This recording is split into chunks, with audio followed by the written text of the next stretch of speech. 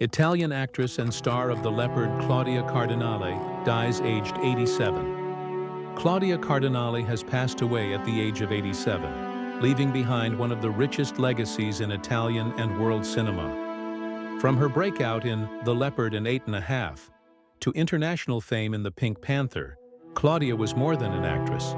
She was a symbol of resilience, grace, and European glamour. Early life and first steps into cinema. Claudia Cardinale was born in April 1938 in Tunis to Sicilian parents.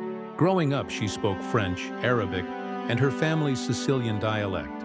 But destiny had something greater waiting for her. At 16, she entered a beauty contest in Tunis. Without even imagining the impact it would have, she was crowned the most beautiful Italian woman in Tunis. The prize? A trip to the Venice Film Festival. In Venice, directors and producers noticed her immediately. They wanted her for cinema, but Claudia wasn't sure. Her dream was to become a teacher. Her father convinced her to give this cinema thing a go.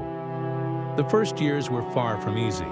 Claudia accepted small roles, but her heavy accent made directors uncomfortable. In her early films, her voice was dubbed by others. But then came a challenge that changed her life forever.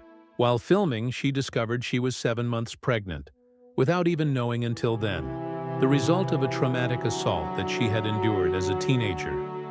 Encouraged by a mentor, she gave birth in secret in London. For years, she introduced her son Patrick as her younger brother. Yet, he became her greatest source of strength, the reason she fought to succeed in cinema. The breakthrough.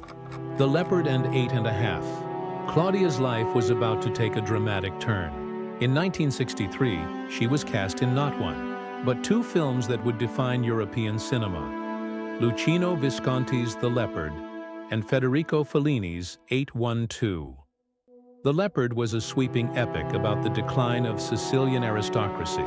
With Burt Lancaster leading the cast, Claudia played Angelica, the radiant young woman who embodied a new Italy.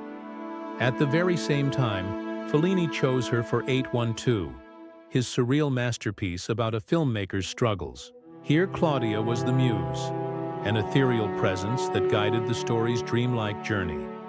Filming both movies simultaneously was a challenge. In Rome, Fellini wanted her blonde. In Sicily, Visconti demanded her brunette.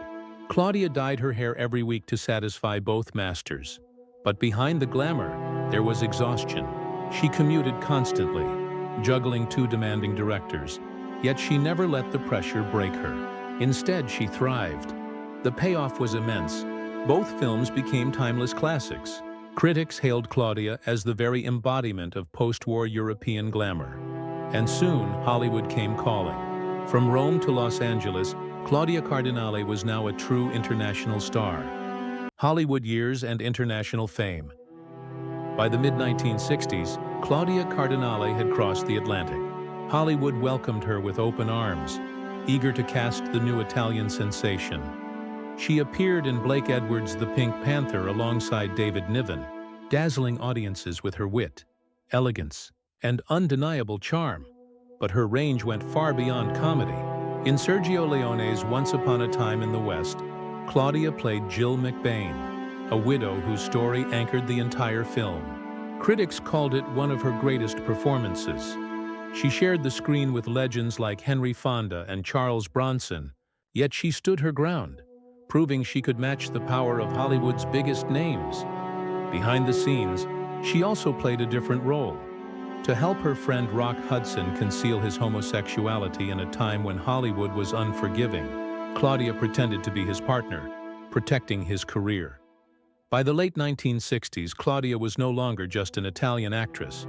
She was a global icon, symbolizing both European glamour and Hollywood allure. But her journey was far from easy. Personal struggles and resilience. Fame often hides the shadows behind the spotlight. For Claudia, success came hand in hand with deep personal struggles. The trauma of her youth never left her, having been assaulted as a teenager, raising her son Patrick in secrecy, and presenting him as her brother for years. These experiences shaped her resilience. In the early 1970s, her marriage to producer Franco Cristaldi ended, but rather than breaking her spirit, It marked a turning point. She then began a lifelong partnership with Neapolitan director Pasquale Squitieri. Together they had a daughter, also named Claudia, and shared both artistic and personal journeys. Despite the obstacles, Claudia's determination never wavered. She once said her son Patrick was the reason she pursued cinema. Her drive to be independent, to provide, to keep moving forward. Critics admired not only her talent, but also her courage. She was not just an actress, she was a survivor, embodying strength in a world that often tried to silence women. And her story was far from over. Even as personal challenges tested her, Claudia continued to shine on the world stage, earning honors and recognition. Later career, honors, and legacy. As the decades passed, Claudia Cardinale never faded from the spotlight. Even in her later years, she remained a symbol of elegance and artistic depth. In 2000, she was named a UNESCO Goodwill Ambassador, honored for her advocacy for women's rights and social justice. 2 years later, she received a Lifetime Achievement Award at the Berlin Film Festival, an acknowledgement of her decades of contributions to cinema. She performed into her 80s, appearing in projects like the Swiss TV series Boule in 2020. Her passion for the craft never waned. Colleagues admired her ability to reinvent herself. David Niven once told her, "Claudia, along with spaghetti, you're Italy's greatest invention." Italy's culture minister Alessandro Giuli called her one of the greatest Italian actresses of all time, embodying true Italian grace. By the time she passed at 87, Claudia had lived more than 150 lives on screen. A prostitute, a saint, a romantic, every kind of woman. And through them all, she left behind a legacy that is eternal. Reflections: what Claudia Cardinale means today. Claudia Cardinale was more than a movie star. She represented resilience, independence, and the ability to rise above hardship. For generations of women, she was proof that you could endure challenges, fight for your place, and still radiate grace. For cinema lovers, she was the bridge between Europe's golden age and Hollywood Glamour, a timeless icon who made art truly global. And today, her films continue to inspire.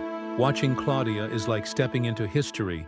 Her performances remind us that cinema is not just entertainment, but a way of preserving humanity. Her story asks us, what does it mean to truly live, to leave behind something eternal? Claudia Cardinale's answer is written in every role she played.